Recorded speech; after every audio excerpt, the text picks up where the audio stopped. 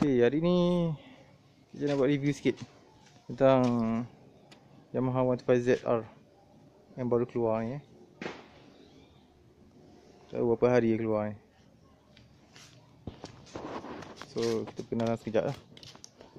Yang model ni liter baru 577 km. Fikir sekali dapat mangga. Ini penting ni. Kalau tak, memang kau sedekah ya kat pencuri ni.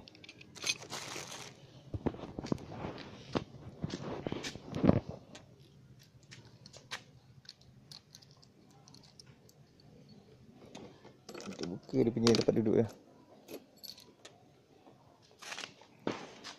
Macam biasa lah. Kita dudukkan tank minyak di tengah.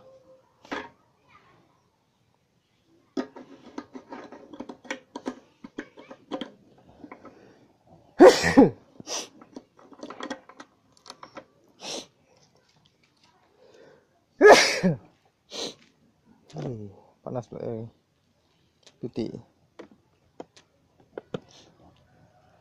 Ni motor orang kaya Kalau sekali dia hilang memang tak jumpa lah. So pengenalan hari ni 125ZR to test sound test.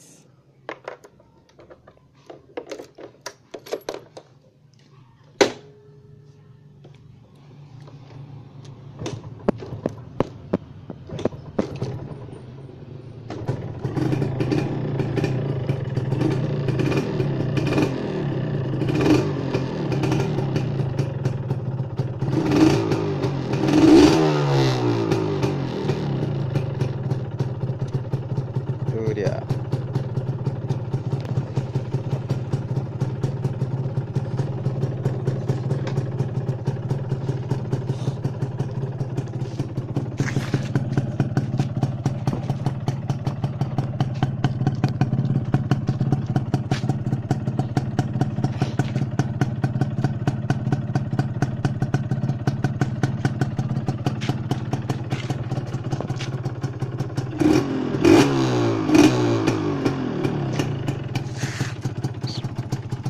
okey, itu saja sekian daripada saya 125ZR.